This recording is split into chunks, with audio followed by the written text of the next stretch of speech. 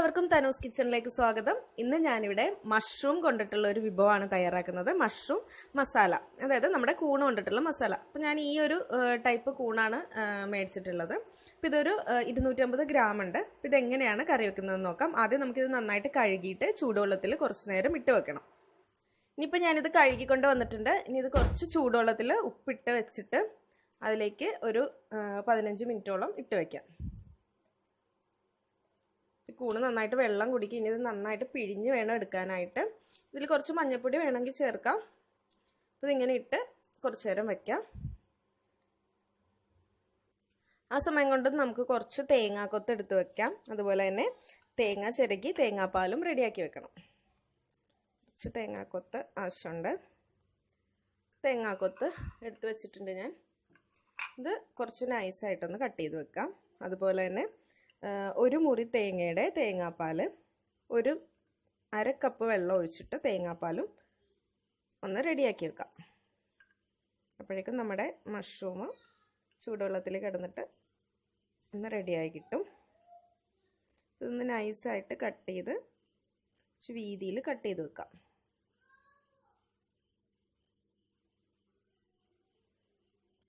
ഇത് കട്ട് ചെയ്ത് വെച്ചിട്ടുണ്ട്. ഇനി നമുക്ക് തേങ്ങാപ്പാൽ റെഡിയാക്കാൻ വേണ്ടിയിട്ട് തേങ്ങ ചിരണ്ടിയിട്ട് വരാം.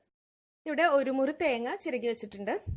ഇതൊരു മിക്സിയുടെ ജാറിൽ ഇട്ട് കൊടുത്തിട്ട് ഒരു കപ്പ് വെള്ളം ഒഴിച്ചിട്ട് നമുക്ക് നന്നായിട്ട് തേങ്ങാപ്പാൽ, വേറെ വെള്ളമൊന്നും ചേർക്കേണ്ട, ഒരു കപ്പ് വെള്ളം മാത്രം ചേർത്തിട്ട് ഒരു വട്ടം പിഴിഞ്ഞെടുത്താൽ മതി. ആ പാലാണ് വേണ്ടത്. അപ്പം ഏകദേശം ഒരു 1-1.25 കപ്പ് തേങ്ങാപ്പാൽ നമുക്ക് വേണം. അപ്പം നമ്മുടെ തേങ്ങാപ്പാൽ ഇവിടെ റെഡിയാണ്. 1.5 കപ്പ് പാലുണ്ട്. ഇനി നമുക്ക് മഷ്റൂം ഉണ്ടാക്കാൻ തുടങ്ങാം. അപ്പം ഞാനിതൊരു അരിപ്പയിലേക്ക് ഇട്ട് വെള്ളം ഊറ്റി വെച്ചിട്ടുണ്ട്. അപ്പോൾ ഇത് വളരെ കുറച്ചേ ഉള്ളൂ ഇതിൻ്റെ അളവ്. ഇനി ഇതിൻ്റെ ഈ ഒരു തണ്ടെല്ലാം ഞാനൊന്ന് കട്ട് ചെയ്തിടുന്നുണ്ട് ചെറുതാക്കിയിട്ട്. എതളും വേണമെങ്കിൽ കട്ട് ചെയ്തിടാം. അപ്പോൾ ബട്ടൺ മഷ്റൂം ആണെങ്കിലും അതൊരു 4 6 ചെറിയ പീസാക്കിയിട്ട് കട്ട് ചെയ്തൊക്കെ ഇടാം. ചൂടുണ്ട്, കൈ കൊണ്ടാണെങ്കിലും കട്ട് ചെയ്യാം. ചൂട് കാരണം ഞാൻ കത്തിയെടുത്ത്. ഇതുപോലെ ചെറിയ പീസാക്കിയിട്ട് ഇടാം.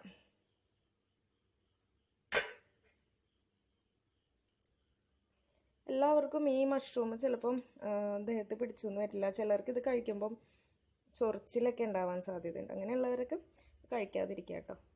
ഒരു വട്ടം കഴിച്ചെന്തെങ്കിലും അലർജി പ്രോബ്ലംസ് ഒക്കെ ഉണ്ടെങ്കിൽ.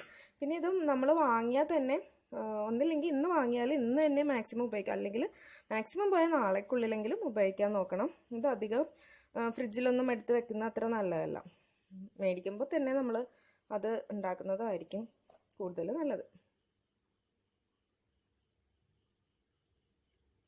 അല്ലെങ്കിൽ പിന്നെ അത് ഉപയോഗിക്കാതിരിക്കുന്നതാവും നല്ലത്.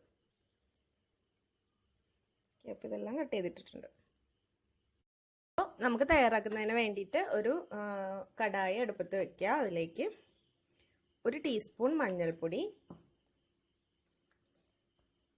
1.5 ടീസ്പൂൺ മുളക് പൊടി, 2 ടീസ്പൂൺ മല്ലിപ്പൊടി,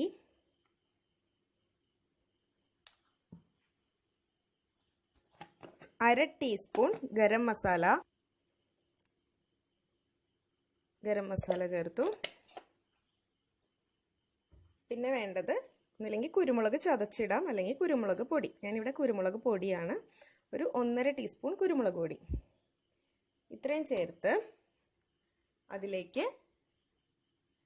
നമ്മൾ തയ്യാറാക്കി വെച്ചിരിക്കുന്ന തേങ്ങാപ്പാൽ കൂടി ചേർക്കാം. ഈ തേങ്ങാപ്പാലിൽ കിടന്നിട്ട് വേണം നമ്മുടെ മഷ്റൂം വെന്ത് വരാനായിട്ട്. പിന്നെ ആവശ്യത്തിന് ഉപ്പ്. മഷ്റൂമിൽ ഉപ്പ് ചേർക്കുമ്പോൾ ശ്രദ്ധിച്ച് ചേർക്കാം. ചിലപ്പോൾ ഉപ്പ് കൂടി പോകാൻ ചാൻസ് ഉണ്ട്. അപ്പം ഇത്രയും ചേർത്ത് ഒന്ന് മിക്സ് ചെയ്യാം. ഇത്രയും ചേർത്തിട്ട് നന്നായിട്ടൊന്ന് മിക്സ് ചെയ്തതിന് ശേഷം ഫ്ലെയിം ഓൺ ചെയ്യാം. എന്നിട്ട് നമ്മുടെ കഴുകി വെച്ചിരിക്കുന്ന, കട്ട് ചെയ്ത് വെച്ചിരിക്കുന്ന മഷ്റൂം ചേർത്ത് കൊടുക്കാം.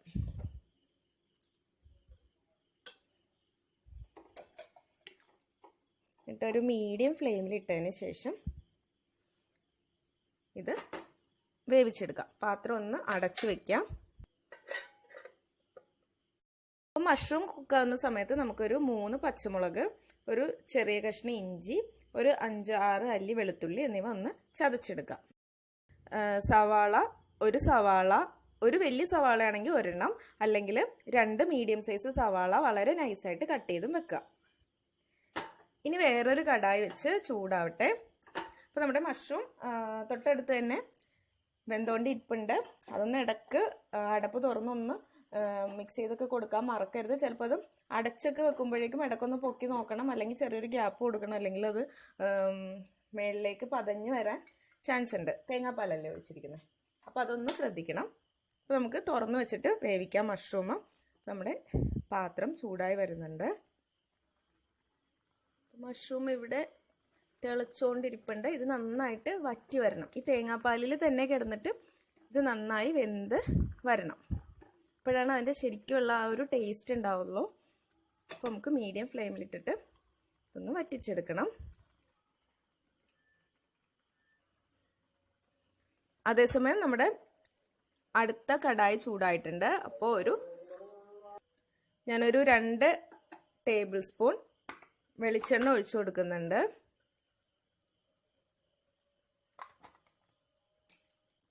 വെളിച്ചെണ്ണ ചൂടായി വരുമ്പോഴേക്ക് കുറച്ച് കറിവേപ്പില ഇട്ട് കൊടുക്കാം. അതുപോലെ തന്നെ നമ്മൾ നേരത്തെ എടുത്ത് വെച്ചിട്ടുള്ള തേങ്ങാക്കൊത്ത് ഈ സമയത്ത് ചേർത്ത് കൊടുക്കാം. തേങ്ങാക്കൊത്ത് ഇടുമ്പോഴേക്കും തീയൊക്കെ ഒന്ന് കുറച്ച് വെച്ചോ, അത് പെട്ടെന്ന് കരിഞ്ഞൊന്നും പോകണ്ട.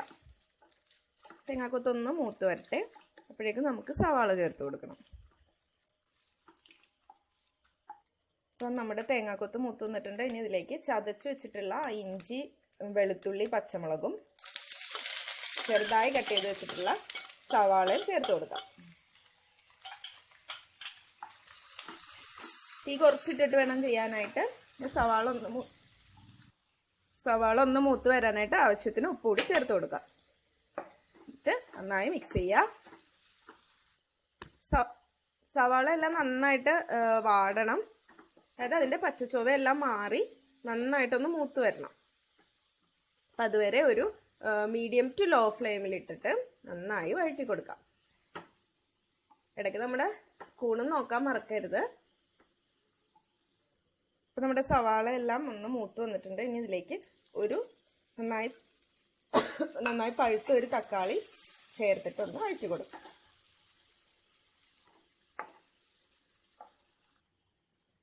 അതേസമയം നമ്മുടെ മഷ്റൂം ഇവിടെ ഏകദേശം റെഡി ആയി കഴിഞ്ഞു. ഈ ഒരു പരുവത്തിൽ മതി. അതായത് ഒരുപാട് അങ്ങോട്ട് വറ്റി പോവണ്ട, എങ്കിൽ ഏകദേശം 1/4 ഭാഗത്തോളം വറ്റിയ ആ ഒരു പരുവത്തിൽ. ഇപ്പം നന്നായിട്ട് അത് വെന്തിട്ടുമുണ്ട്. ഇനി നമുക്ക് ഈ തീ ഓഫ് ചെയ്യാം. ഇനി ആ മസാല നമുക്ക് നമ്മുടെ കറിയിലേക്ക് ചേർത്ത് കൊടുക്കാം.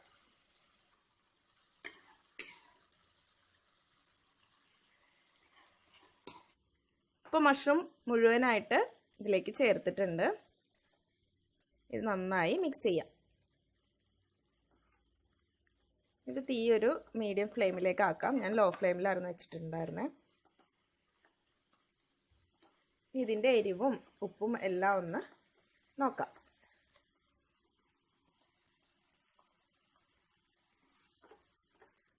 അപ്പോൾ എരിവെല്ലാം കറക്റ്റാണ്.